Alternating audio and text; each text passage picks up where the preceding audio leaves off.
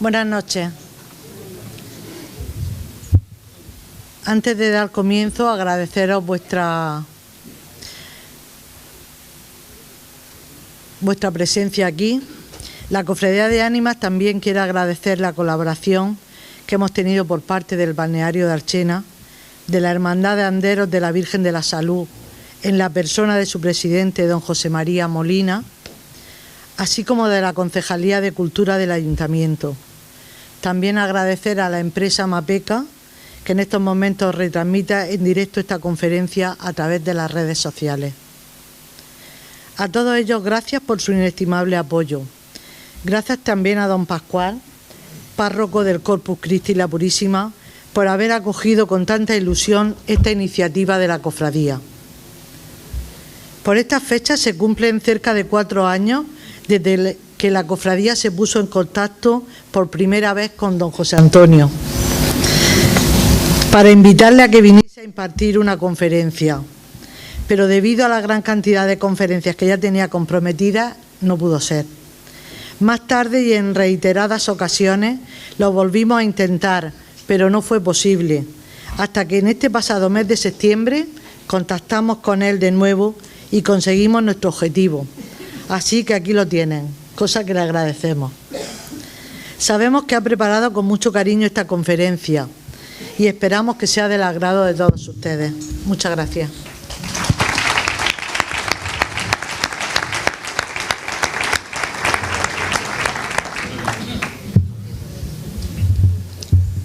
¿Presento? ¿Lo presento? Bueno, pues dar la bienvenida también y agradecer a don José Antonio Fortea que esté aquí con nosotros esta tarde a iniciativa de la Cofradía del Cristo de las Ánimas, que cuando me lo propuso, pues digo, claro, pues adelante, ¿no? José Antonio Fortea, el padre Fortea, ya lo conocéis, supongo, muy popular en YouTube y en los medios de comunicación. Nació en Barbastro, España, en 1968. Es sacerdote, teólogo especializado en el campo pues relativo al demonio, al exorcismo, la posesión y el infierno, ¿no? En 1991 finalizó sus estudios de teología para el sacerdocio en la Universidad de Navarra. En 1998 se licenció en la especialidad de Historia de la Iglesia en la Facultad de Teología de Comillas y ese año defendió la tesis de licenciatura El exorcismo en la época actual, ¿no? ¿Verdad? Y en el 2015 se doctoró en el Ateneo Regina Apostolorum de Roma con la tesis Problemas teológicos de la práctica del exorcismo. Pertenece actualmente al presbiterio de la diócesis de Alcalá de Henares y ha escrito pues distintos títulos sobre ese tema que vamos a tratar aquí del demonio, pero su obra abarca otros campos también, no solamente este, ¿no?, sino también muchos más campos, y sus libros pues han sido publicados pues en 8 lenguas, creo, y está en 10 lenguas. Y los pueden también descargar en las páginas, ¿no?, en la página web. Bueno, pues que sea provechosa y espero que esto nos sirva también para conocer una realidad que está ahí, que muchas veces nuestra sociedad no quiere ver, que esa realidad del demonio, pero que nos sirva para crecer y en la confianza de que no hay nada que temer tampoco, ¿no? Teniendo a la señora al lado, no hay nada que temer. Bueno. Yo cierro este turno de intervenciones y simplemente para explicar 2 cuestiones que nos han parecido muy curiosas a la hora de preparar la conferencia. Cuando invitamos a la gente, mucha gente nos decía, no, yo a este tipo de cuestiones no voy porque esto me da miedo. Estáis locos, ¿cómo se os ocurre hacer una conferencia de esta temática, ¿no? Y la verdad que, como pueden ver, pues aquí no hay nada que dé miedo. Una simple cruz, que a los cristianos lógicamente no nos da miedo. Hay gente que actualmente sí que le da miedo. Un sacerdote con su sotana, 2 sacerdotes, uno con su sotana y poco más. También hay mucha gente que nos ha preguntado con quién se codea la Cofradía de Ánimas para poder traer a los diferentes personas importantes. Por ejemplo, trajimos al Padre Lori, una persona importantísima en el estudio de la Sábana Santa. Trajimos también a María Vallejo Nájera y tras 4 años de intentonas pues hemos conseguido que don José Antonio Fortea pues nos visite. Claro, la gente te pregunta y es muy curioso, ¿no?, que te pregunten cómo os ponéis en contacto, y tantas veces nos lo han preguntado que a veces ya uno pues ya ha salido un poco. Pues, hombre, nosotros llamamos al Vaticano, ¿está el Papa? Sí, que se ponga. Le llamamos de Archena, Santidad, queremos que se pare el micrófono. Le llamamos de Archena y queremos que nos mande a don José Antonio Fortea. Eso está hecho, no preocuparos. Pues mucho más fácil que eso. Simplemente con un simple correo electrónico que le enviamos, y al día siguiente yo la verdad que no pensaba que iba a responder, pero lo respondió. Incluso al ver el remitente, que era el Padre Fortea, me puse un poco nervioso y dije, esto no puede ser. Y la verdad que fue una gran alegría que nos respondiera y que hoy esté aquí con nosotros. Y lo último, aclarar que otra de las cosas que nos pregunta la gente es ¿cuánto cobra? ¿Cuánto va a cobrar? Porque una personalidad de este tipo pues tiene que haber cobrado una millonada. Y la verdad que no es así. El Padre Fortea lleva a su término lo que dice el Evangelio: dad gratis lo que recibís gratis. Ha venido, ayer se desplazó desde Alcalá de Henares, como ha dicho don Pascual. Se desplazó desde Alcalá de Henares para estar hoy con nosotros. Estuvo ayer, hoy y estará mañana también. Y no nos ha cobrado nada. No nos ha cobrado nada. Me ha confesado que lleva un día maravilloso en el balneario, en el mejor balneario de España, que le han dado un premio hace pocas fechas, y nos alegramos de que esté como en su casa. Muchas gracias. Gracias por venir y poco más. Sí, termino añadiendo lo que ha dicho don Pascual de la larga bibliografía que tiene. Muchos de sus libros hablan sobre el infierno, sobre el demonio, pero tiene uno muy, muy bueno que yo recomiendo y que se llama La Magna Unción Final, el cual contiene toda una serie de reflexiones acerca del sacramento de la unción de enfermos. Es un sacramento importantísimo. Quizás no le damos la importancia que tiene, sobre todo al final de los días. Es un libro muy especial. Yo he podido leérmelo en estos días y yo diría que es uno de los mejores libros que he leído acerca de este sacramento.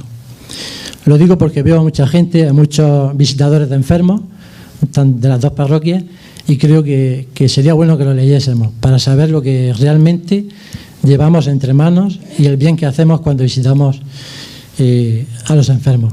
Yo me callo y les dejo con el protagonista, que es don José Antonio Fortea. Buenas noches. Muchas gracias.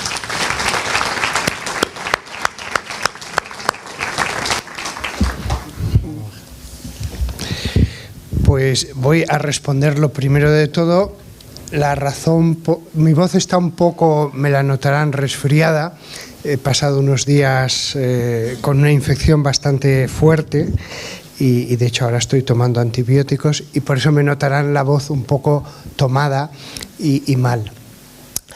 Pero voy a responder a la cuestión de por qué acepté la invitación y la razón es una. Cuando él me invitó la primera vez, hace ya 4 años, y la segunda y la tercera, yo soy sacerdote diocesano, siempre he sido párroco hasta estos últimos años, y todas mis salidas eran en mi mes de vacaciones, mis 31 días de vacaciones. Entre otras cosas porque considero que lo esencial en mi trabajo es la escritura. Y entonces, cuando él me llamó, no había forma humana de sacar un día más de mi agenda, y le dije, bueno, este año es imposible, vamos a ver al siguiente. Pero en el siguiente lo mismo. Lo que pasa es que desde hace un par de años dije, un momento, has viajado desde Canadá hasta Chile varias veces al año, te conoces, pero no conozco España. No conozco España nada de nada. Conozco mejor Pensilvania que buenas partes de este país. Y entonces, desde ese momento, cualquiera que me llamaba, oiga, ¿puede ver? Sí, voy a su pueblo. ¿Dónde dice que está? ¿En La Rioja? Pues allá voy. Y esa ha sido la razón por la que, con mucho agradecimiento, pues he aceptado el venir a este lugar tan bonito. Aunque he descubierto que lo mío no es el agua, no sé cómo la gente puede pasar tanto tiempo en el agua. A mí con esta mañana me ha sobrado ya para por lo menos un par de años. Bien, la conferencia, dada la hora que es, durará con preguntas, y ahora pongo ya el cronómetro, 1 hora y cuarto, que es lo que me han dicho, para que así puedan hacer sus planes cuando piensen en llegar a casa. 1 hora y cuarto desde este momento con las preguntas. ¿Por dónde podríamos enfocar esta conferencia? Que no me la he preparado porque he dicho, después de dar continuamente conferencias y escribir libros, esto va a ser hablar de lo que me salga del corazón sobre mi especialidad. Sobre ¿cómo podríamos enfocarlo? Bueno, pues estaba yo pensando en la biblioteca arriba y vamos a empezar cómo empecé. ¿Cómo empezó todo? ¿Será un sacerdote que desde joven siempre estaba dándole vueltas a estos asuntos? No. Yo fui en mi instituto de los que no hicieron nunca espiritismo. No veía a Jiménez del Oso en su programa los domingos por la tarde, se acordarán los que tengan cierta edad. Y además, cuando el obispo me llamó, mi primer obispo, siempre he estado en la misma diócesis, y me dijo, quiero que hagas la tesis de licenciatura sobre el tema del exorcismo, yo le dije que no. Le dije, mire, yo estoy haciendo la licenciatura sobre el tema de historia de la Iglesia. Lo que usted me pide es una tesina sobre teología dogmática, no es lo mío. Y él insistió. Y yo insistí en razones académicas por las que le dije, mire, no. Y al final, como él insistió, pues le dije la verdadera razón. Mire, le voy a decir la más profunda razón. No me interesa hacer una tesis de un par de años sobre este tema. Y entonces él cogió el teléfono y me dijo, y tu director va a ser Martínez Camino. Yo no sabía en ese momento que mi vida iba a dar un giro. Porque incluso cuando yo acabé la tesis de licenciatura, que me duró mucho tiempo, no había nadie en España, tuve que viajar al extranjero a hablar con el padre Amorth y ver lo que hacía, y a Inglaterra y a Estados Unidos a hacerme un poco de idea de qué era aquello. Estamos hablando de una época en la que todavía no se habían traducido a España ni siquiera los libros del padre Amorth. Y entonces, pues al cabo de 2 años, viajes, etcétera, más que los libros en esa época, ahora sí que hay muy buena bibliografía, pues ya me había hecho una idea. Y yo, cuando acabé la tesina, pensé que volví a mi parroquia y esto iba a ser un episodio del pasado. Lo que sí que sentía era vocación a la escritura. Párroco, escritor, primero párroco. Pero he aquí que además había cuidado de no decir a nadie qué estaba haciendo. Y solamente casualidades de la vida, no se lo dije ni a mi madre, se ha dicho de paso, pero un agustino se fue de la lengua, un Agustino de Madrid, y se lo dijo. Y después también se enteró, uno de mis amigos me preguntó, oye, ¿sobre qué estás haciendo la tesis? No, pues nada, un tema dogmático, ya, pero en concreto, bueno, el tema de los espíritus, ya, pero en concreto, y al final le tuve que decir el título. Y entonces ese párroco, al cabo de un tiempo, no pasó ni un par de meses desde que acabé la tesina, me envió un caso. Y después otro párroco de Madrid, otro caso. Y después otro. Al principio era uno cada varios meses, después uno al mes, después ya varias veces a la semana. Al final, todos los días recibía casos. No digo verdaderos, pero recibía a gente.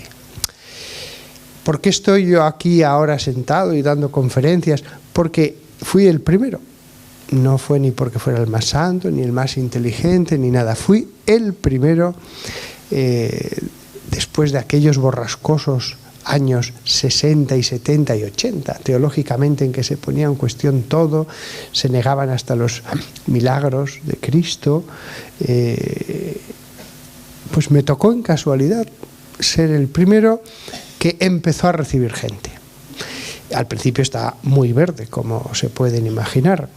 Al principio para mí aquello era experimentar, y eso que había visto al padre Amorth en acción durante una semana, en su mejor momento, y había estado en reuniones de exorcistas y tal, y siempre les decía, puedo asistir a...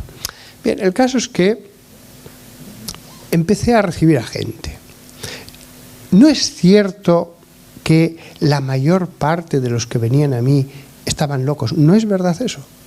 Eso se suele decir, pues no es verdad. La mayor parte de los que venían eran gente normal y corriente que tenían dudas, que querían saber, ¿esto procede del demonio? Eran gente sensata, unos creyentes, otros no creyentes, que querían que alguien con autoridad les dijera si la causa era o no demoníaca. Yo les escuchaba, les daba mi opinión y después hacía lo que había visto al padre Amorth en Roma, rezar por la persona. Rezaba un poco y en la mayoría de los casos no pasaba nada. ¿Siente usted algo? No. Seguía rezando, tal, no, estoy bien, pues nada. Mire, yo no observo en usted nada demoníaco, y les daba consejos según los criterios bíblicos, según lo que la palabra de Dios nos enseña acerca de todos los asuntos. Cada caso era único, evidentemente. Pero he aquí que alguna persona, cuando yo oraba, aunque hubiera venido educado, una viejecita de 70 años, tal, de pronto hablaba con otra voz, se ponía a gritar, a veces caía en el suelo, como en las películas en ese sentido, sin nada extraordinario de levitación, ni de que el cuello hiciera 360 grados de giro, ni vómitos verdes, pero... Es curioso, esa persona con la que yo había estado hablando 10, 15, 20 minutos con sus familiares y de pronto estaba en el suelo como un animal salvaje. Bien, cuando eso sucedía, yo me ponía a orar, siempre lo hice todo con conocimiento de mi obispo, siempre he obedecido a mi obispo al 100%, me ponía a orar. Y había casos que acababan en media hora o en menos. Y la persona, después de un grito tremendo, tal, se quedaba normal. Y yo al principio, claro, no sabía tanto de estas cosas, pues les decía, mire, venga la próxima semana y vemos. Y había un seguimiento de los casos y efectivamente había personas que con una sola sesión quedaban liberadas. Había casos incluso extraordinariamente breves, que yo no sé por qué duraban tan poco. Y que me acuerdo, un chico estaba firmando libros en una librería y de pronto me dijo, ¿usted me conoce? Y dije, pues no. Me dijo, mire, yo soy el hermano que... Ah, sí, sí. Había durado menos de 5 minutos aquel exorcismo. Y le dije, con miedo, ¿cómo sigue tu hermana? No. Después de ese momento ya... Habían pasado años y años y había quedado liberada. Otros casos no, otros casos, por alguna razón, necesitaban 2 sesiones, 3 sesiones, 7 sesiones. Después había otros casos más especiales que podían necesitar más tiempo incluso. Sobre eso podemos hablar después. Después me encontré otro tipo de personas que yo no sabía nada de ellas. Eran las personas que no estaban poseídas, pero cuando yo oraba por ellos, de pronto se ponían a temblar y no pasaba nada más. Mientras yo orara, seguían con aquel temblor, pero no iban a ponerse a gritar, ni a caer al suelo, ni a... Otras personas lo que hacían era escupir. Padre, no se me está formando... Necesitaban escupir y seguían escupiendo media hora, 1 hora. Otras personas entraban en trance, con los ojos en blanco, mirando, pero no hacían nada más. Son las influencias. No llega a haber una posesión, pero hay una influencia demoníaca, misteriosa. Yo no veo el mundo de los espíritus, ¿no? Yo hablo de lo que veo en los posesos. Y en las personas con influencias, que no llega a ser una posesión, pero es verdad. Y a veces estaba con el marido y le decía, ¿había visto a su mujer alguna vez así? Nunca. Y convive con ella. Y nunca había visto esa reacción a las oraciones. El remedio para todos era la oración. La oración. Y no oraciones especiales. Al principio usaba más el ritual, pero ya al final pues improvisaba y pues rezábamos el rosario o salmos o canciones, cada vez era distinto. La oración, la oración. De hecho, Jesús entregó el poder de exorcizar, no un ritual.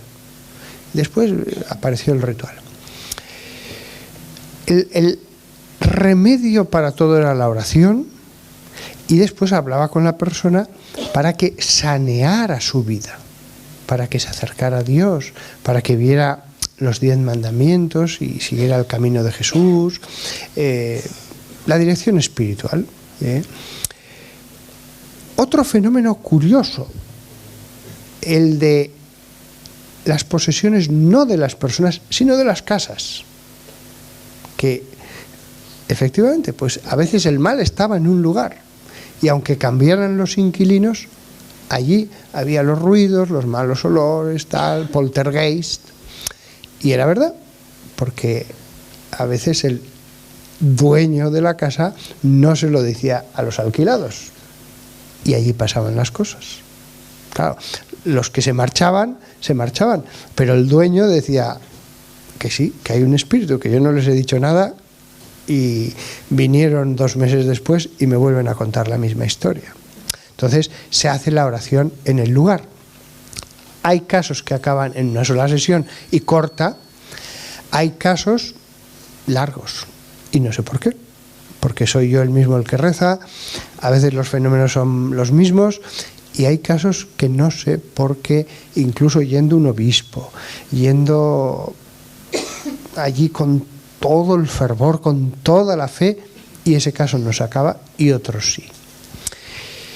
En las casas, por supuesto, no doy por hecho que ocurren las cosas porque me lo cuente una persona. Una persona loca puede ver de todo, pero el problema es cuando toda la familia presente te cuenta lo mismo. Entonces, eso ocurre allí. No se pueden volver locos todos a la vez.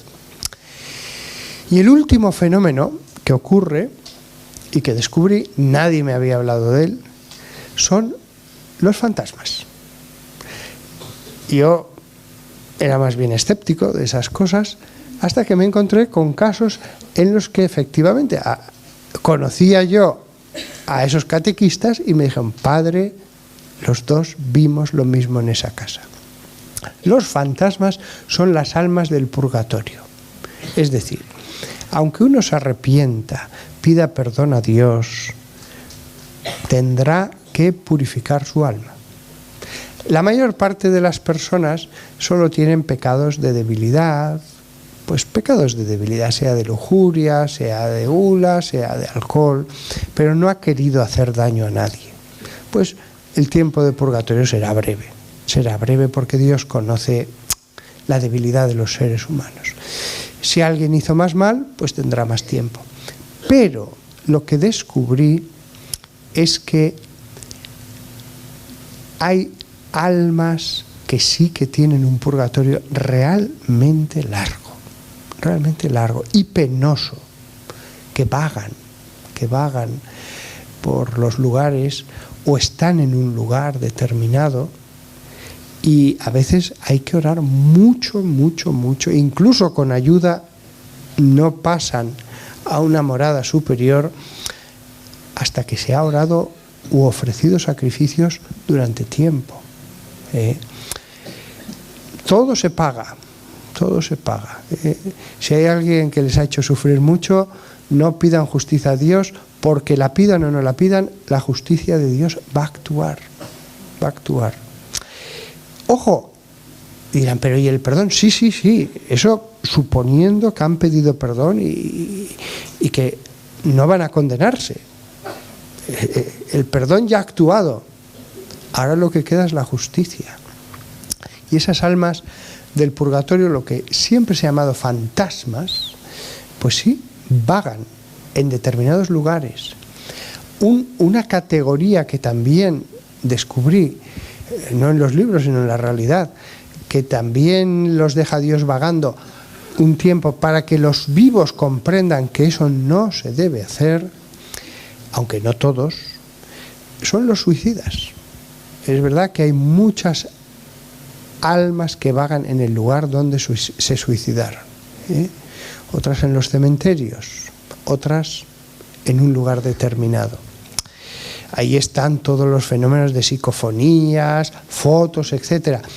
No nos podemos fiar por internet. Hoy día es tan fácil eso, hacer Photoshop, pero yo sí que he visto fotos que las han hecho personas que conozco, amistades, o incluso alguna foto que no solamente de lo malo, también de lo bueno. Una foto que se hizo por parte de un catequista en la confirmación de su hijo, y sí, ahí sale algo que debe ser no sé, es una forma tubular que en la procesión de entrada salen todas las fotos, pululando en medio de los que estábamos en la procesión. Posesión, influencia demoníaca, infestación de un lugar, fantasmas, almas del purgatorio. No hay más. Si hablan ustedes con gente de otras religiones y cosas, espíritas, gente que hace espiritismo, les dirán que hay muchas más realidades. ¿Por qué? Porque ellos sí que dicen muchas más cosas, pero al final todo son estas 4 cosas. Y al final esto funciona. Otra cosa es lo que les digan en sesiones de satanismo, de espiritismo. Allí ya cada espíritu les cuenta cada uno les cuenta una cosa, pero todo se reduce a esto. Al final solamente están las almas del cielo, las del purgatorio, las del infierno, que también han aparecido en posesiones, como los demonios, y después los ángeles que se han salvado, y demonios. No hay más. El mundo de los espíritus no tiene más cosas. Para mí, dedicarme a esto fue una experiencia muy interesante, que me ayudó mucho a la fe, que me ayudó, porque yo siempre he tenido una tendencia al racionalismo. Pues esto me ha ayudado. Ha sido una obra de caridad. He experimentado el agradecimiento de familias muchos años después, desde el pescador que te regala un pez espada que te llena todos el congelador, hasta gente que te trae pimientos y cebollas, y el agradecimiento. Yo cuando he hablado con obispos en mis viajes, siempre les he dicho lo mismo: mire, tiene que nombrar a alguien, porque si no, esta gente irá a los brujos, a los videntes, a gente que les va a sacar el dinero. El exorcista no le va a cobrar nada, aunque esté una sesión o esté un año. Pero esa gente sí que le va a hacer daño, le va a sacar el dinero, le va a exigir cosas, y al final nunca liberan. Entonces, esto esto es una actividad pastoral. Escoja muy bien al sacerdote que se dedica a esto, que sea un hombre sensato, un hombre espiritual, un hombre que no caiga en la soberbia, que no caiga en cosas raras, porque los demonios en los exorcismos siempre les van a decir cosas, que prescinda, que se centre en Dios. Escójalo bien, o a 2 sacerdotes o a 3, y que la experiencia se acumule. Es una labor que no solamente no fatiga ni desgasta, es vivificadora para el sacerdote. Se ve el poder de Dios. Si no se escoge bien a la persona, también he visto, no alguno, he visto a un buen número de exorcistas que se volvían mentes más complicadas, que caían en la soberbia, que caían en el amor a los medios de comunicación, etc. Lo he visto. Es una labor que puede ir desviando al sacerdote. Y he visto cómo obispos han tenido que sacar a los exorcistas cuando ya era evidente que el ministerio les estaba haciendo daño. No es un ministerio como cualquiera, como ser párroco o como ser profesor en un seminario, pero bien ejercido, como suelen hacer la mayoría, aunque el índice de caídos, de exorcistas caídos, no es pequeño. Sobre eso trató mi tesis doctoral al final, los aspectos negativos. Y no, la estadística no es pequeña, pero bien ejercido, pues es una fuente de entusiasmo, de razón de ser sacerdotal. Se preguntarán, ¿hay muchos posesos? No. Yo recibía todos los días de toda España, 47 millones de habitantes, posesión, un par de casos al año. Podía haber algún año o alguno más, pero de 2, 3, 4, 2 normalmente. Influencias más. Influencias, pues venía, por ejemplo, una persona y te cuenta que tiene depresión. Pues la depresión es una enfermedad. Le puede suceder incluso a una persona buena, religiosa, que reza. Pero es verdad que un caso de cada muchos oraba y sentía ganas de vomitar, por ejemplo. Una influencia, las cosas que he dicho antes. O sentía un aro de hierro que le apretaba la cabeza. Bueno, no es normal. Esta persona solo padece depresión, por orar no tiene que pasarle eso. ¿Significa que la depresión está causada por el demonio? No. Pero en algún caso hay también una influencia demoníaca. Claro, muchos de los que venían a verme no vivían en la Comunidad de Madrid, donde yo vivo. Entonces le decía, mire, usted ha hecho 4, 5 horas. Trate de buscar un exorcista en su diócesis. Pero si no lo encuentra, siga con su psiquiatra o su psicólogo y rece, acérquese a Dios, que con la oración sin exorcista, cualquier influencia demoníaca se va a ir debilitando.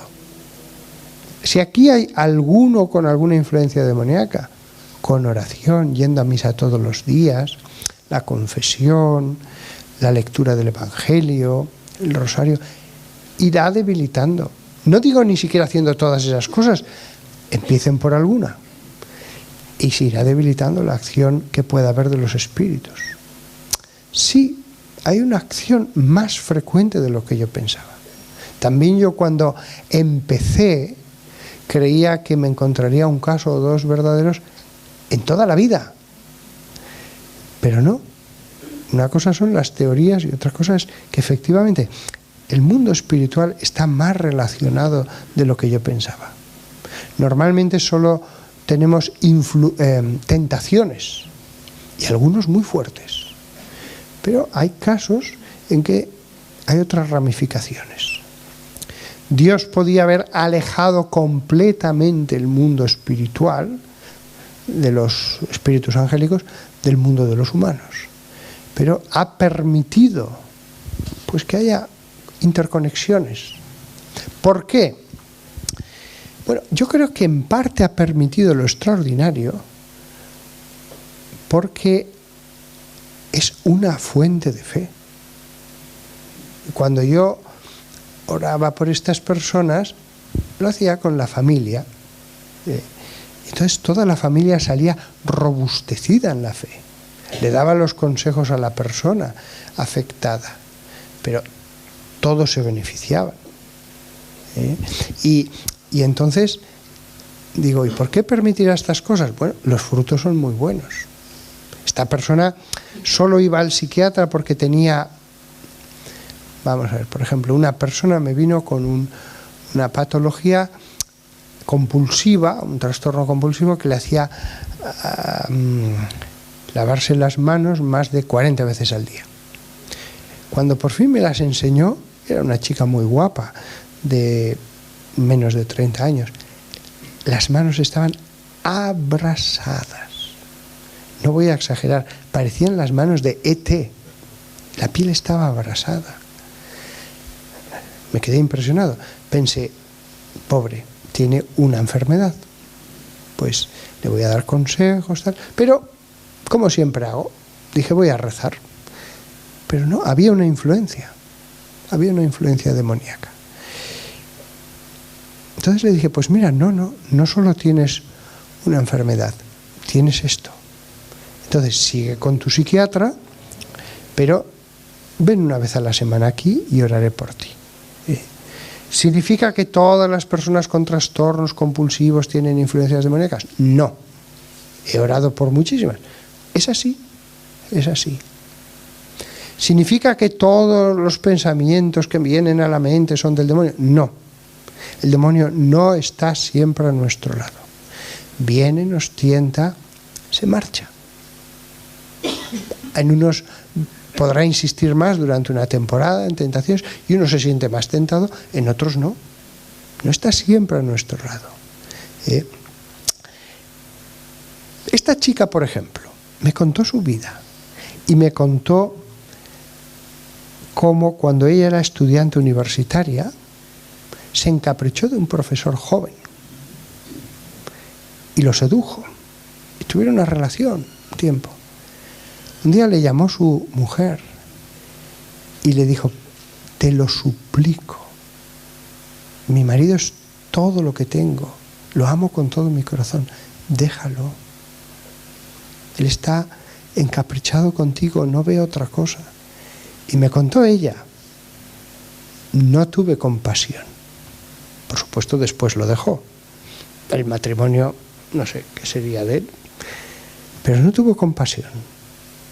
Y ella entendió su enfermedad como un castigo divino. No le dije que no tenía razón.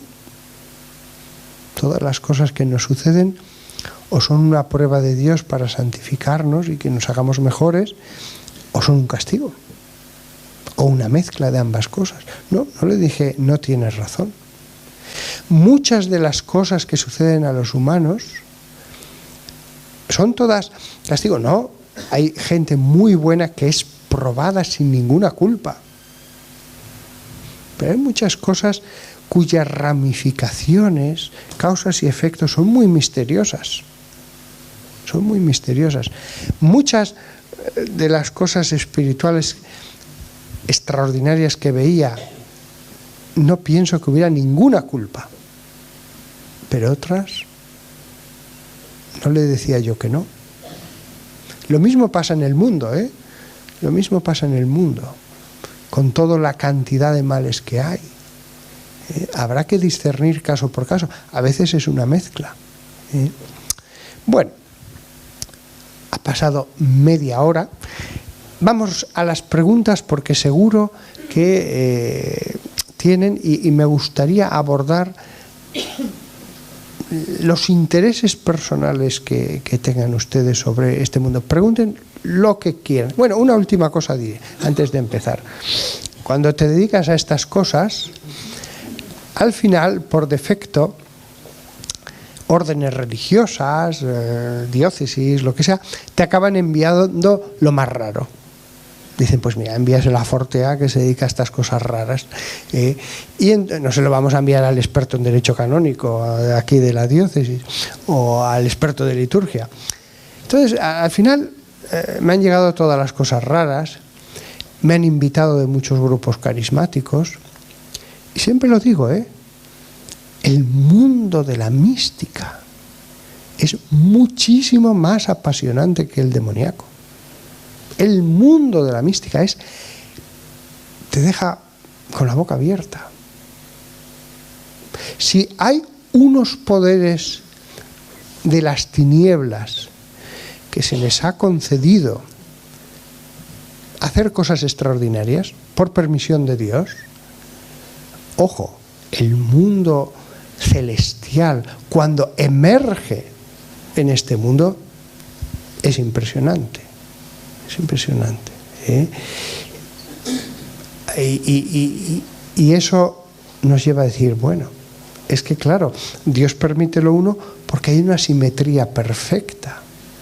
Los hombres tienen que llegar a Dios. Y si no llegan por la naturaleza, la contemplación del universo, tal, si no llegan por la predicación del reino de Dios, tienen el lado del bien y del mal. Y también eso lleva la gente a Dios. Preguntas, levanten la mano y yo trataré de contestar. La primera. Pues sí, dale,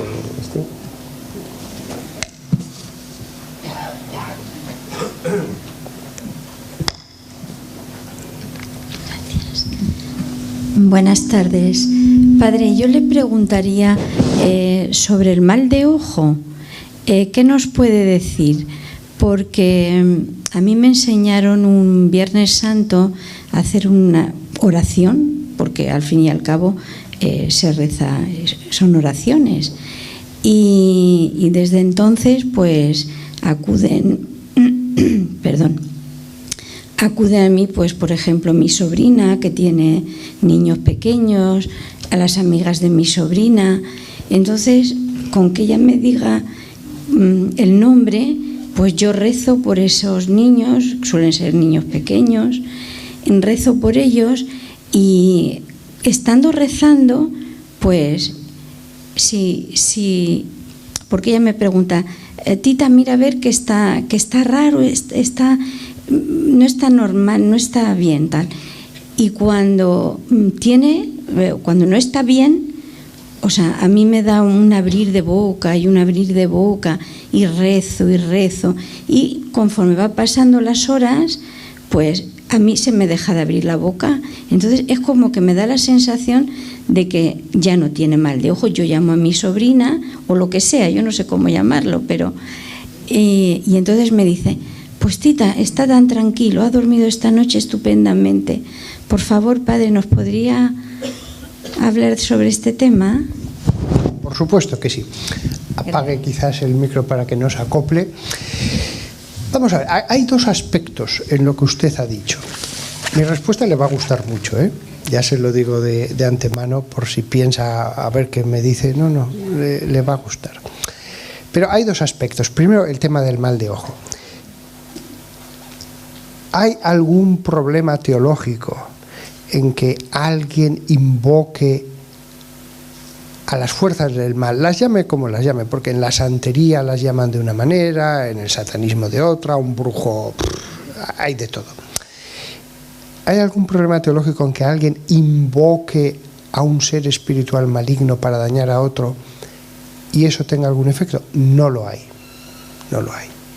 Ahora bien, y hay gente que va a los brujos para hacer daño o para conseguir cosas buenas, los hechizos. Me he enamorado de esta persona o quiero que mi negocio vaya bien.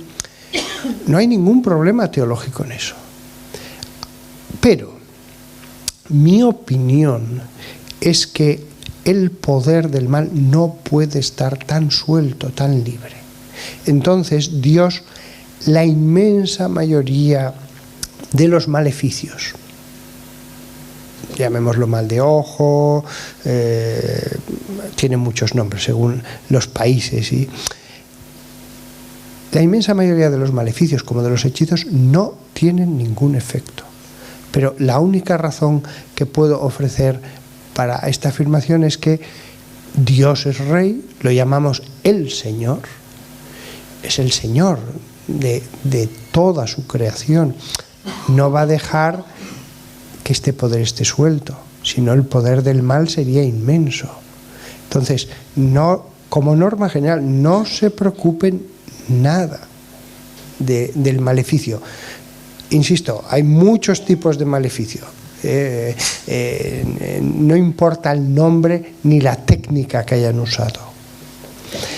Lo que hay que hacer es, si ustedes quieren estar protegidos, pues cuanto más cerca están de Dios, por su vida, por la oración, por vivir en la ley de Dios, pues más protegidos estarán, claro. Esto es como una casa.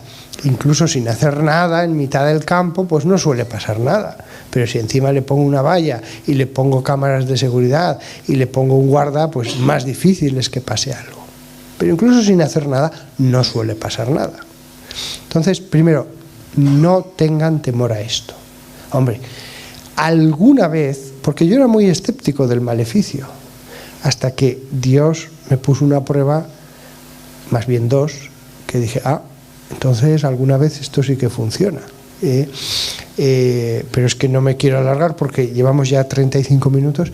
Entonces algún maleficio sí que funciona, pero no tengan temor.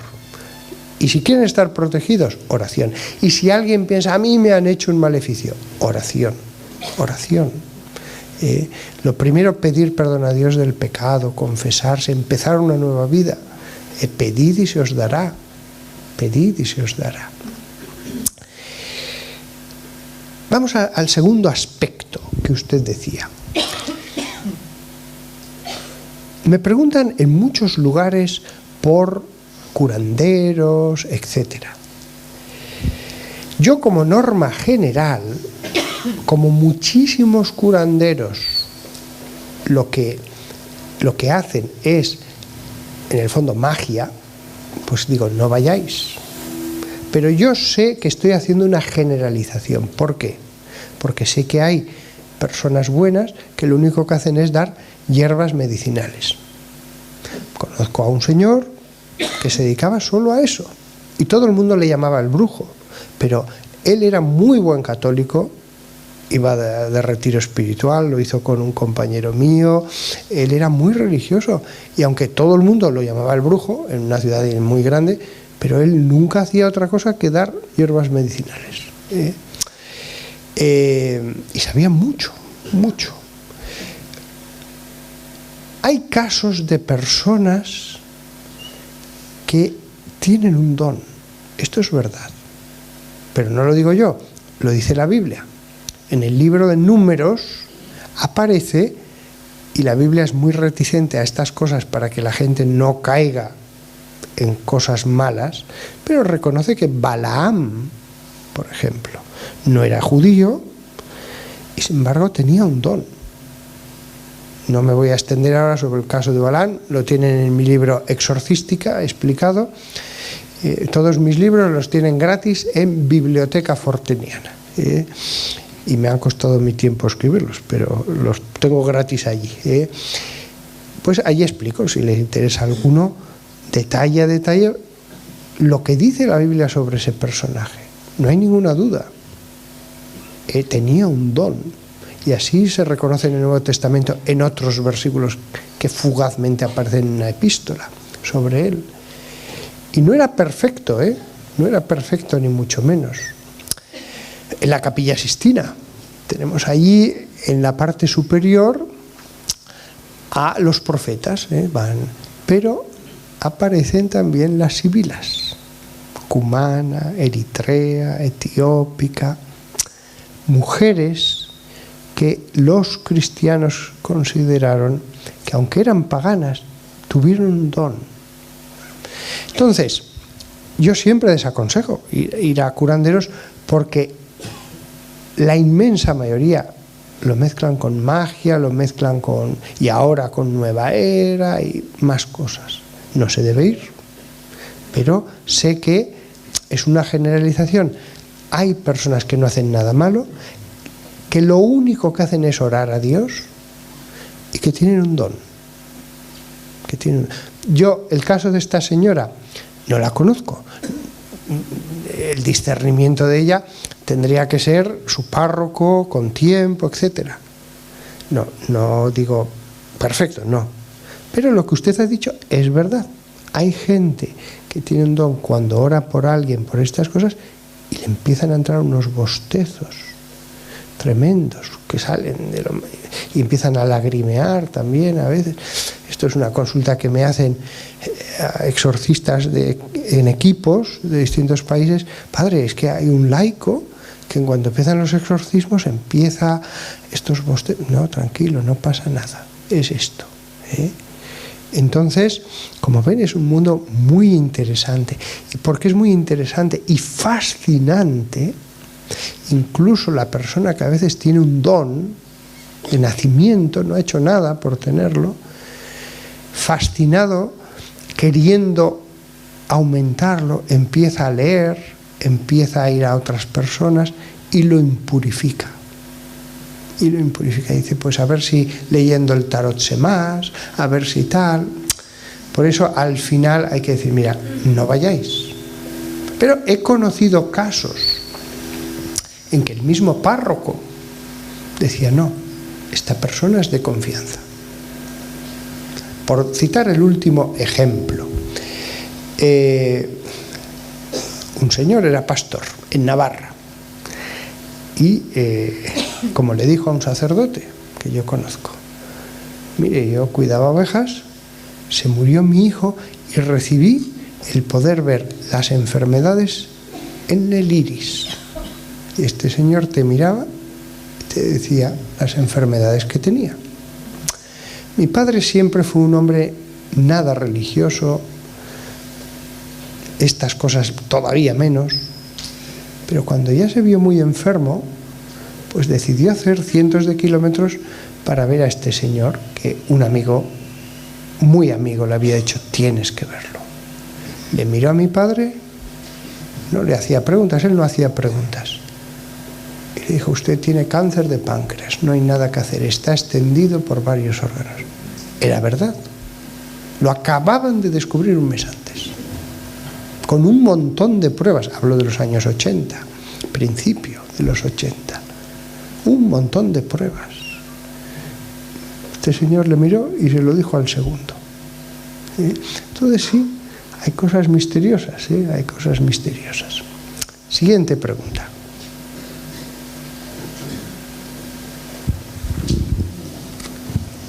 41 minutos. Buenas noches, padre. Soy seguidora de sus YouTube. También del YouTube del Padre Amor. Y yo soy de Cieza, soy de aquí, soy de la Algaida, pero soy de aquí. Pero me han dicho que yo ya estoy viviendo allí en los Quicos catecumenales, me han hecho varias preguntas que le haga. Como usted se hace tan así, pues yo le voy a decir solamente dos que más me interesan.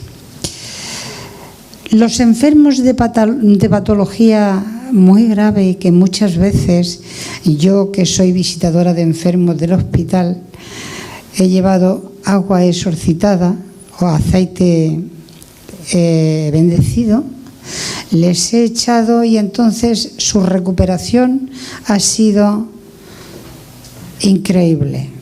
Muchas veces me pregunto si ahí no está el enemigo haciéndole sufrir a esa persona.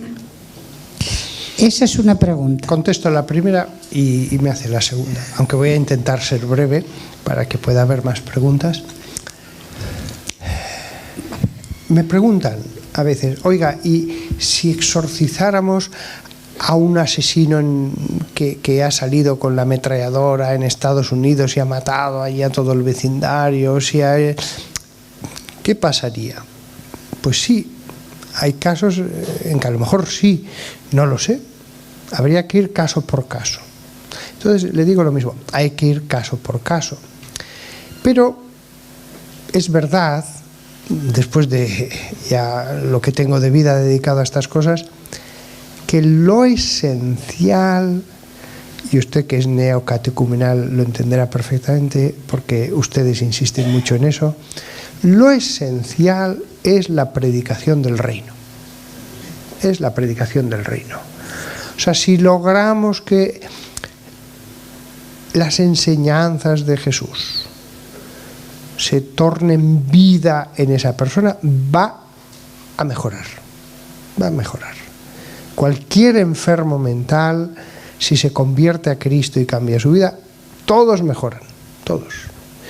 Mucha gente que venía a mí,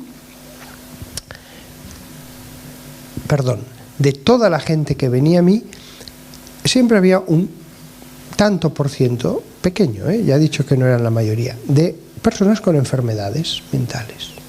Entonces yo al principio, durante años, le decía, mire, lo siento mucho, esto no es mi especialidad, tiene usted que ir a un psicólogo, en otros casos tiene que ir a un psiquiatra. Con los años y hablando con psiquiatras, porque invitaba a todos los que querían venir y después comentábamos los casos, pues acabé sabiendo algo de psiquiatría, claro. Sobre todo cuando invitas a varios y entre ellos están discutiendo toda la comida el caso. Entonces, ya pues les decía, mire, usted tiene esta patología, esto tiene que ir al psiquiatra, no vaya a un psicólogo, necesita medicación, tal. Durante años hacía eso. Pero después me di cuenta, no. Si alguien necesita psiquiatra, envíalo. Díselo con claridad. Pero dile, usted no tiene ningún demonio. Pero véngase una vez a la semana y rezamos por usted. Todos mejoraban. Todos mejoraban. Y no tenían espíritus. Pero es verdad, cuando una persona descubre a Jesús, saca el pecado de su vida, es decir, sanea el aspecto natural, su mente, todos mejoran. Y algunos radicalmente. Y hablamos de patologías que tienen una base también orgánica, una esquizofrenia, todos mejoraban. Entonces, lo que usted me decía, hay que ver caso por caso y desde luego el que se acerquen a Jesús siempre va a tener un aspecto benéfico incluso en lo natural. Pero no soy tan favorable porque mucha gente me dice, bueno, y si ponemos esta medalla ya todo se arregla y si les echamos agua bendita ya todo se arregla. No, los sacramentales tienen su función, pero ojalá que fuera todo tan sencillo. Las raíces profundas están en que el alma, también somos espíritu, necesitamos ser llenados de la vida del Espíritu por Dios y solamente Dios puede hacer eso. Así que el reino de Dios, ¿cómo hacen ustedes? Segunda pregunta que tenía. La segunda pregunta es, una vecina mía que no creía en nada, pues su marido la incineró y la llevó al campo, a la montaña, a enterrarla porque en ese lugar supuestamente a ella le gustaba mucho. Cuando no se entierra a una persona dentro de un sitio sagrado, ¿qué significado o qué puede ocurrirle a esa alma que está en ese estado? Eso sí que lo puedo decir con total seguridad. Nada. Cuando pulula un alma humana en un lugar es porque verdaderamente ha habido algo gordo allí. A veces porque se ha hecho espiritismo y ya se ha quedado allí, cosas así, pero no, yo les aseguro que no me importaría tener 6 calaveras en mi dormitorio y dormiría tranquilamente. No tengan temor por eso. En las películas siempre se dice, no, es que hicimos la casa sobre un cementerio indio, pero no pasa nada. No pasa nada, los espíritus ya han salido y han ido a su morada, lo que allí queda son los restos. Ya que es neocatecumenal, le concedo una tercera pregunta. Esta es la última, por favor. Es que los neocatecumenales son muy estrictos y se esfuerzan mucho. Es que luego me lo preguntarán. Nada. Comulgar con la mano en muchas ocasiones, dice Satanás, que está encantado porque al Padre Amor se lo ha dicho muchísimas veces, que lo que más le gustaba es que los hijos de Dios comulgan en la mano, y eso era un logro para Satanás. ¿Qué me dice usted a esto? Ya es la última. Muy bien. Y gracias. Bueno, pues vamos a ver. Aunque yo soy un cura un poco tradicional, no tradicionalista, pero desde que me ordené siempre fui con sotana, eso desde el seminario, no sé por qué, porque en mi seminario no había nada de tradicionalismo, pero es verdad que muchos sacerdotes pues iban con la sotana, y en mi parroquia pues entonces siempre he tenido una visión un poco tradicional de la liturgia y de todo. Sin embargo, hay una cosa que a mí siempre me ha dejado muy tranquilo cuando empecé a oír esta polémica. Lo que atares en la tierra será atado en el cielo. Es decir, no hay ningún problema en que uno prefiera comulgar de una manera o de otra.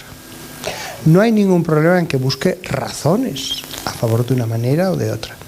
Pero Jesús dijo, lo que atareis en la tierra será atado en el cielo. También se lo dijo después una vez en exclusiva a Pedro, lo cual significa que le dio un poder especial. Pero una vez se lo dijo a los 12. Entonces, si la Iglesia con el poder de Cristo ha atado, que se puede, bueno, en este caso sería desatado, antes solo se podía comulgar con un ayuno incluso de agua desde las 12 de la noche. Pues si la Iglesia ha desatado que con una hora basta, pues ya está. Lo cual no significa que cada uno prefiera de un modo y que busque razones a favor de lo uno o de lo otro, y que incluso por los cauces eclesiásticos pues solicite una cosa u otra. Eso, ahí está la libertad. Yo personalmente, para los que tengan escrúpulos, les diré que se comulgó en la mano durante 7 siglos. Durante 7 siglos. San Agustín solo daba la comunión en la mano. Los apóstoles la recibieron en la mano. Los primeros siglos solo y exclusivamente se comulgó en la mano. Después, por un afán de reverencia que me parece muy bien, que me parece fruto de la acción del Espíritu Santo, se fue poniendo cada vez más reverencia. Me parece muy bien. Pero también, de allí a decir el que comulgue en la mano está cometiendo un sacrilegio, no, porque la Iglesia lo ha permitido. ¿La Virgen María va a hacer la lucha contra los obispos? No. La Virgen María, incluso en vida, estaba sometida a los apóstoles. Los que gobernaban la Iglesia eran los apóstoles, no la Virgen María. La Virgen María dio ejemplo de obediencia, de sumisión. Cuando le preguntaban algo contestaba, daba su parecer, pero no dijo, aquí mando yo. Si no lo hizo en vida, tampoco ahora va a decir, voy a hacer la guerra. O sea, yo de ningún modo pienso que la Virgen se va a aparecer para hacer la guerra a un obispo. Eso estoy seguro que no. Si el obispo está haciendo mal, le tocará el corazón pero no va a crear división en el rebaño. Entonces, sobre el tema de las revelaciones, yo creo que hay místicos. Pero siempre que me pasan una revelación por internet, por email, tal, la borro, no la leo, no pierdo tiempo. ¿Para qué? La voy a leer, puede ser verdad, puede no ser verdad. Yo ¿cómo lo voy a saber desde aquí, si en Nairobi? Pues no lo sé. Es que parece creíble. Hombre, por supuesto que parece creíble, pero eso no significa que sea verdad. Entonces, yo todo lo borro. No voy a perder tiempo. A sabiendas de que seguro que hay gente muy santa, de mucho ayuno, de mucha oración, que sí que tiene mensajes divinos. Estoy seguro que los hay, pero yo no sé quiénes son.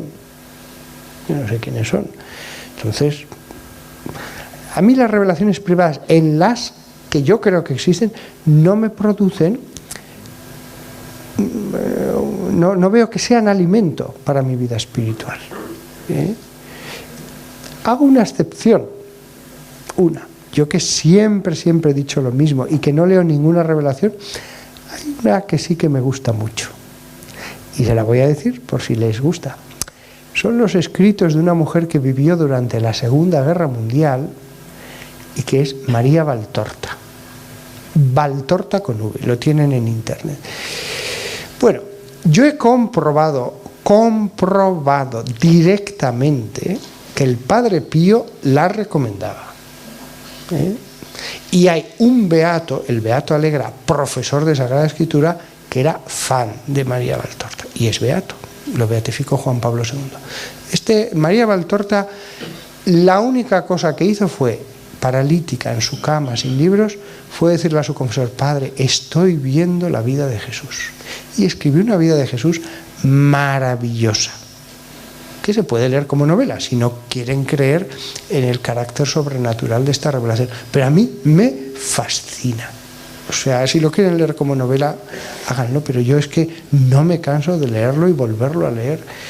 Lo que esta pobre mujer, sin cultura, sin libros, paralítica, sin libros, ¿cómo pudo describir tan bien Jerusalén, Galilea, la Decápolis?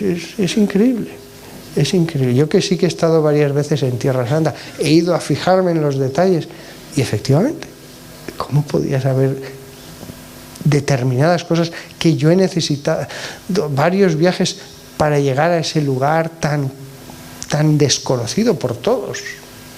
Y ahí está la descripción. Incluso me acuerdo que tuvo esta señora una visión de los mártires romanos en la cárcel mamertina y leí la descripción que hace, y al día siguiente fui a visitar la cárcel mamertina y la guía era excepcional, se sabía todo. Y le dije: mire, le voy a hacer una pregunta.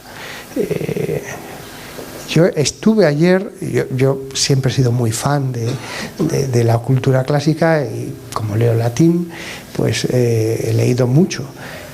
Y yo siempre he sabido que Mamertina y Tulliano, el Tullianum, es sinónimo. Y además ayer, antes de venir aquí, estuve leyendo artículos especializados y todos lo ponen como sinónimo, como un personaje de esta mujer. Le dije, le voy a decir la verdad, leí una revelación, ¿cómo dice el personaje: mañana me llevan al Tulliano? Si todos sabemos que desde la secundaria que estudiábamos latín que son sinónimos. Y la guía me dijo: sí, hasta los romanos lo usaban como sinónimos, pero los que trabajaban aquí distinguían entre la cárcel mamertina y la parte más profunda, primitiva, que era el Tulliano. Me quedé con la boca abierta, claro. Me quedé con la boca abierta. Además de que la descripción era la que aparece en ese texto y ella nunca había estado en Roma. Son cosas que podría seguir y dices: wow, esto es para quitarse el sombrero. Es para ni un solo error. Bueno, les he hecho este excursus porque soy tan entusiasta de esta mujer. Siguiente pregunta. Permiso. Perdón, el que tenga el sí. Me llamo Domingo y soy de la parroquia de San Pablo de Abraham. Conozco un caso de un joven de 20 años que estuvo en un viaje en Mallorca y puso una tienda en un sitio que era un cementerio. Y no se dio cuenta porque el cementerio había pinos y estaba ya, que era antiguo. Y entonces encontró ahí una losa de uno de los muertos, ¿no?, que estaba ahí su nombre puesto, y él, como broma, puso el suyo. Puso el suyo al lado del otro. Y yo, algunas veces, eso hace ya un puñado de tiempo, pero yo creo que esa persona, algunas veces, porque me lo ha dicho, sé que a lo mejor ha molestado al muerto, porque es que no sabemos si era el cementerio, si era católico o no era católico. Y dice que algunas veces piensa que a lo mejor molesta a ese espíritu o no lo ha molestado, o que pasa algo o no pasa algo. ¿Qué le digo? Dígale que simplemente se arrepienta de esa falta de respeto hacia el ser humano que estaba allí y ya está. Que se arrepienta de corazón, que pida perdón a Dios y al difunto, y que le diga al difunto que donde esté, ya estará en el cielo lo más seguro, pues que le ayude, porque podemos hablar a los difuntos. Yo no les escucho, pero les hablo a mis abuelos, a mis bisabuelos, a mi padre, les pido que me ayuden, a los conocidos que conocí en vida, y que la alegría que les da, ¡ay!, se acuerda de mí.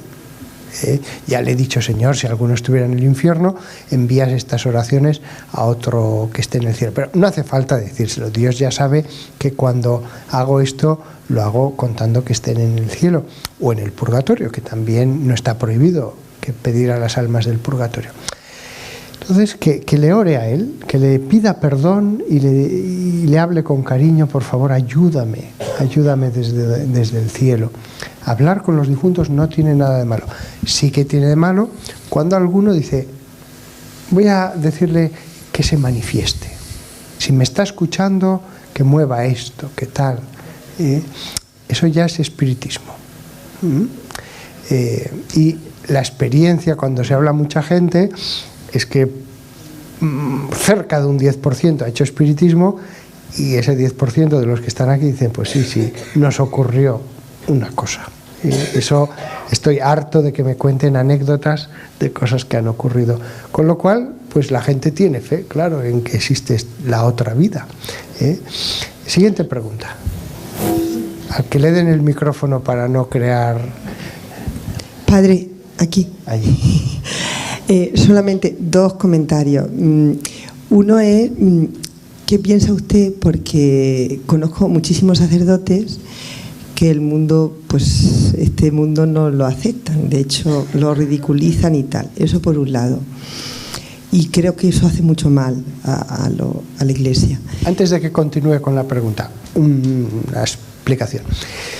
Es verdad que en los años 70 y 80, en algunos seminarios, pobrecillos, lo que se les explicaba es, mira, lo importante es el amor. Tú ama y ya está. Porque es verdad que los tratados antiguos, con su casuística, su tal, pues podían dar una impresión, que no era verdad, pero podían dar una impresión de legalismo, de ritualismo, etc. No era verdad, pero se favoreció tener esa impresión. No es verdad, porque yo me crié en el seminario leyendo esos libros escritos en latín, y era la época en que todavía leíamos libros en latín, y se veía que estaban hechos por hombres llenos de amor de Dios, que se habían dedicado a eso toda la vida y eran muy sabios. Pero en los años 70 hubo un afán de ruptura que estaba en la cultura. Año del 68, etc. Había un afán de, no, hay que reformarlo todo. Y entonces en no pocos seminarios de todo el mundo, mira, lo importante es el amor. Lo importante es el amor y olvídate de esto. Y entonces es verdad lo que aparece en la Biblia. No, hombre, no, esto son ropajes míticos. Y los milagros de Jesús, no, esto fue después, la comunidad. De ahí que haya habido después tantos problemas sexuales.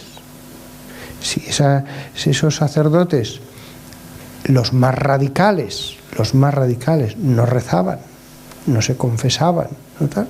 Pues claro, ¿qué va a pasar? La corrupción, y un tanto por ciento de ellos incluso caían en perversiones. O sea, lo que hoy día ha golpeado las noticias era lógico. Y ojo, por eso en algunos países tantos casos y en otros apenas no. España apenas ha tenido ningún caso, apenas. O en Grecia, o en Portugal, pero en otros lugares uno dice, ¿pero por qué? Pues es por esto. Entonces, a esos sacerdotes, cuando se les iba con estas historias, eso es de antes, ¿no? Y eso ya pasó.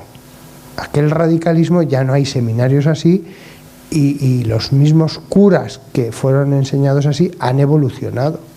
Yo lo sé porque soy amigo de alguno de ellos, criado en el progresismo más extremo. Y ya no es así. Pero queda un pozo, causa y efecto. Estas ondas no han desaparecido. Entonces hay que ser comprensivos. Continúe, por favor. Bueno, y ya la segunda cuestión es, a ver, los docentes cada vez somos más conscientes, por lo menos algunos, de la intromisión de cierta ideología en los centros educativos, de las cuales pues hay bastante ignorancia. Pero hoy he recibido un mensaje y me interesaba mucho y he procurado confirmar si era cierto o no. Y es que se va a realizar una conferencia satanista en la Universidad Complutense de Madrid. Quería saber cuál era su opinión respecto a esto.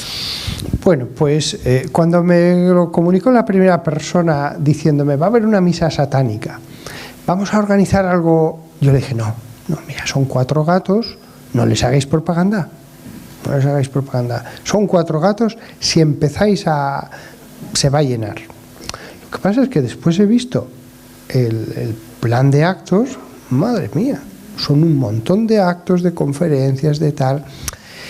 Aún así yo sigo pensando que lo mejor es no hacerles la propaganda y mira, los que van pues van y se acabó. Pero claro, el día de Halloween pues yo me vino a visitar la familia, comimos juntos y desde el restaurante que estaba en la Plaza Cervantes, no era Madrid, es Alcalá de Henares, era la noche de Halloween. Claro, no sé, este año les dio por disfrazarse de demonios, pero con sus rabos, sus cuernos y todo. Claro, los niños, los mayores, era el más. Decía, aquí la ciudad está toda llena de gente disfrazada de demonios. Es anecdótico, pero es verdad que claramente se está evolucionando a cosas cada vez más perversas. Y cada vez más la idea, no, en el fondo Satán no es como lo ha pintado la Iglesia Católica. En el fondo es Lucifer, el que lleva la luz. Entonces, cada vez más se están creando versiones más aceptables de adoración a este personaje con la excusa de que no es lo que dice la Iglesia Católica. Hoy por hoy esto es muy incipiente. Pero hace 3 días me llegó una propaganda y se me ocurrió, hoy voy a mirar cuántos grupos Wicca hay en Madrid. Me quedé sorprendido. La Wicca está muy extendida en Estados Unidos, son grupos de brujas. Pero así, brujas, así se llaman a sí mismas. Pues sí, en Madrid también hay grupos estables. Entonces, es verdad que esto sigue siendo algo anecdótico, pero está creciendo. Pienso que va a seguir siendo una minoría, pero es verdad que la sociedad entera se está alejando de Dios y cada vez hay más personas inclinadas a estos asuntos. Es preocupante, es preocupante. La sociedad no va por buen camino. Lo que en la televisión se dice, no, pero simplemente es un cambio de mentalidad. No. Ahí vemos el caso de las mujeres asesinadas y maltratadas, etcétera. Al principio las estadísticas decían, no, es que están saliendo los casos ocultos, pero no, la estadística cada vez iba más grande y ya a partir de cierto momento dijeron, no es que esté saliendo lo que había, es que los maltratadores tienen 18 años y 20, no. Entonces, la sociedad no va por buen camino. Eso hay que decirlo con toda claridad, no es ser pesimista, se están alejando de Dios. Y las ramificaciones, Dios es una fuente de bendición. En la medida en que nos alejemos de Dios, vamos a ver los frutos de nuestras transgresiones. Yo no soy nada optimista respecto al futuro, nada. Siguiente. Al que le den el micrófono.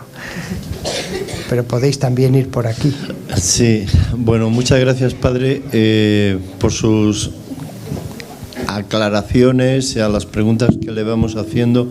Yo le quería hacer una pregunta para ver la visión que usted nos puede dar. En las personas que están en cuidado paliativo, en fases terminal, hay un fenómeno común que se constata en ellas, y es que antes de fallecer, en torno a una semana aproximadamente antes, empiezan a relatarte que han estado familiares fallecidos acompañándolos.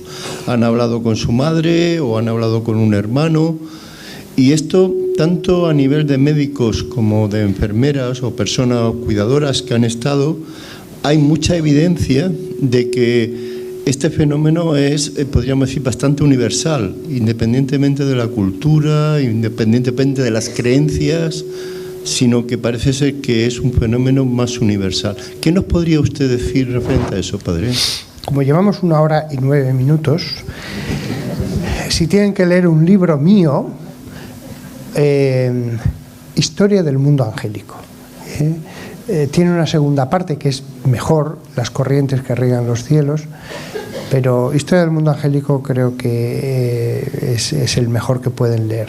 Y después el segundo es más complicado y mejor, en mi opinión. Bueno, vamos a ver. Yo estoy de capellán en un hospital que tiene casi 400 enfermos ingresados, y como me enteré de que alguien ha tenido una parada cardiorrespiratoria, en cuanto ya puedo hablar le pregunto: ¿ha visto algo? A todos, por sistema, ¿ha visto algo? La experiencia mía es que la mitad suelen ver algo, pero algunos muy poca cosa.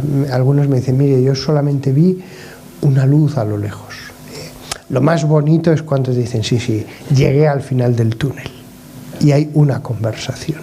Pero casi siempre lo que les suelen decir es: no ha llegado tu hora. Con lo cual a unos les dan a elegir si se quieren quedar. A una señora del hospital le dijeron: mira, si quieres puedes quedarte, pero tus hijas te necesitan, y si vuelves vas a sufrir mucho. Y ella miró a sus hijas, dijo: vale, vuelvo.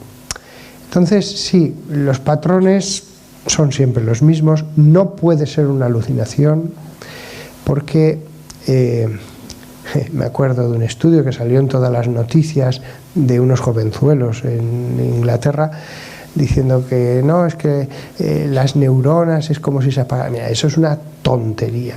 Cuando llegan al final del túnel no solamente ven una luz fuerte, sino que además ven a alguien o ven la luz, que dicen que es un ser personal, y a veces ven a Cristo,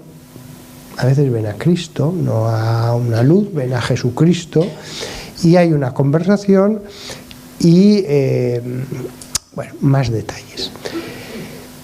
Es verdad que una semana antes de morir muchos dicen que han soñado o han tenido un sueño vívido, que es algo distinto, porque dicen: es que era tan real. Otros los ven en un momento dado. Algún familiar que les dicen: tranquilo, pronto estarás con nosotros, cosas así. Bueno, ¿por qué no puede ser una alucinación? Perdón. Porque cuando uno tiene una alucinación, la alucinación, la mente humana va a fabricar lo que sea. Langostas gigantes, la KGB que te persigue, lo que sea. No puede ser que siempre sea lo mismo. Y lo de la luz que se va, no, y he escuchado la explicación de esos jóvenes, no concuerda. Por lo que sea, habían oído un par de cosas, hicieron toda su teoría basándose en eso, pero no concuerda con todo el proceso de que la vida pasa delante de los ojos, después. En el hospital pregunto eso, y después me he encontrado ya, sobre todo la última vez, con que no es normal, pero a veces hay almas del purgatorio. No es normal, en los hospitales no se suelen quedar, pero alguna vez sí. Y la última vez fue muy comentada, porque había ya 4 enfermeras que habían visto lo mismo. Y desde luego una, cuando lo dijo, y yo estaba en la reunión de enfermeras, si lo decía ella, todas las enfermeras decían: es seguro, porque es una mujer.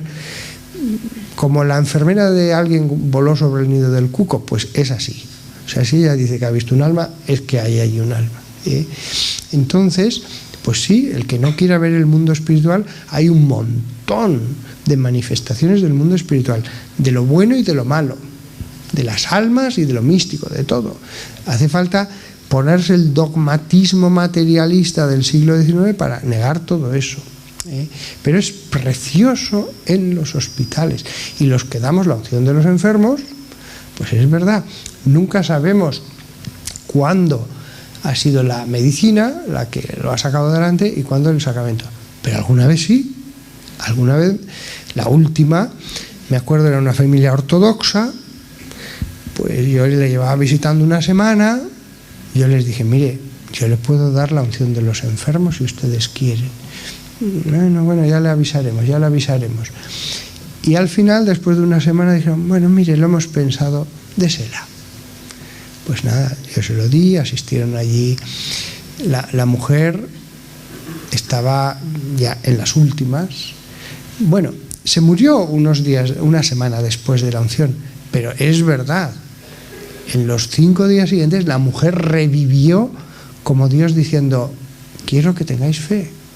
Revivió de un modo increíble. Pero además no solamente eso, llevaba demenciada ya mucho tiempo, recuperó el ejercicio de su mente, el uso de su mente de un modo increíble. Me hablaba y yo le hablaba y me entendía, una mujer muy sencilla, increíble. Toda la familia estaba sobrecogida, pero la hija y la siguiente generación y el yerno de la hija y todos, esa familia, todos creían en la unción de los enfermos, todos, porque es verdad, habíamos visto un proceso irreversible ya que no admitía más que calmantes y de pronto revivió.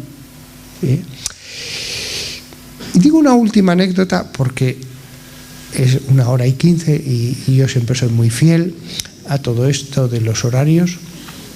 Una vez contaba en una parroquia de Estados Unidos, en la cena, pues estábamos hablando después de la conferencia y les dije, pues sí, suelen decir, no ha llegado tu hora. Y entonces pues vuelven porque no ha llegado tu hora, aunque el corazón esté parado y no haya respiración.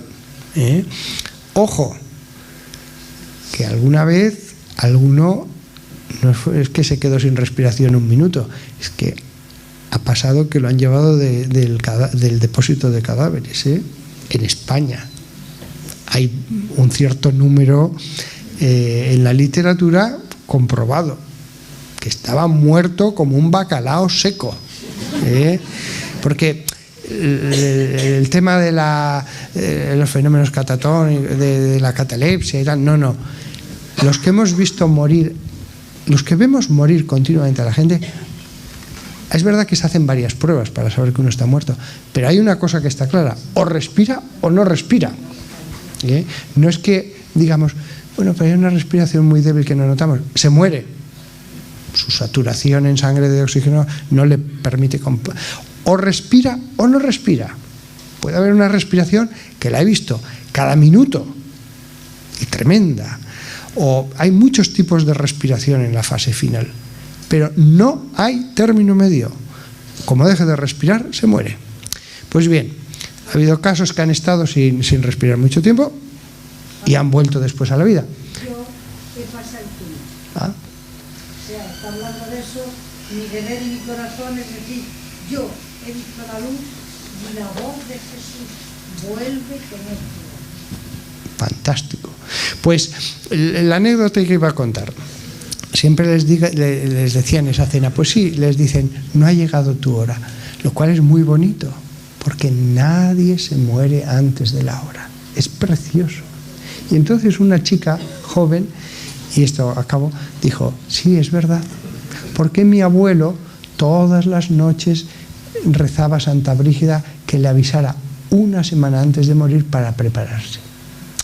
Y entonces, aunque estaba perfectamente de salud, una mañana nos dijo, dentro de una semana me voy a morir. Y todos, bueno, qué cosas se te meten en la cabeza, qué cosas dices, pero ya se lo esperaba. Nada, dejó que hablaran. Pero una semana después estaba muerto. Para mí esto es precioso, porque significa que la hora de la muerte, no importa si es en accidente de tráfico, en mitad de una guerra, en un barco que se hunde, está fijada. y por lo tanto hay que estar tranquilos. Hay que poner los medios, claro, hay que poner los medios, pero está fijada y eso a mí me da una tranquilidad total y absoluta, porque veo como gente muy fuerte, sana, y va a morir en 3 días, y gente que dices, pero si se lleva muriendo ya desde hace 6 años, pero va a vivir otros 10 más y va a enterrar a varios de sus descendientes. Esto también lo he visto. Estamos en las manos de Dios, y lo que les he dicho, que les ayuda a tener optimismo, la alegría de vivir, el ver que no hay solo materia, que hay un Dios creador que nos espera y que nos ha puesto un tiempo de prueba aquí en este mundo. Bueno, pues hasta la próxima.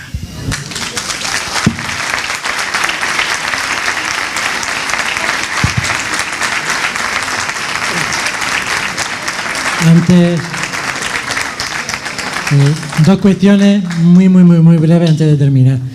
Yo les animo que si quieren ampliar todo lo que han oído y han aprendido esta noche, pueden hacerlo entrando al canal de YouTube, que ya se ha comentado por aquí, del Padre Fortea, que tiene más de 60.000 seguidores. Y si quieren descubrir también su sentido del humor, pueden acceder al blog, sobre todo la gente joven sabe lo que son los blogs, y pueden acceder porque diariamente escribe artículos con mucho humor y con mucha enjundia. Y a cabo va a subir la presidenta de la cofradía a hacerle un pequeño obsequio al Padre Fortea.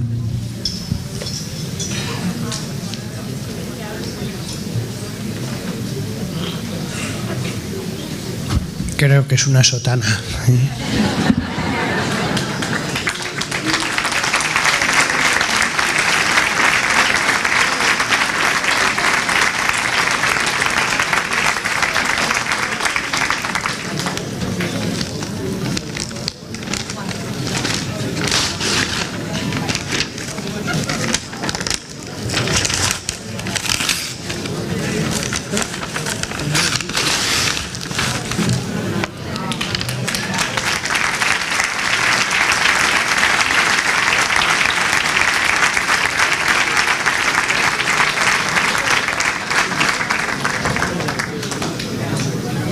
Gracias a todos.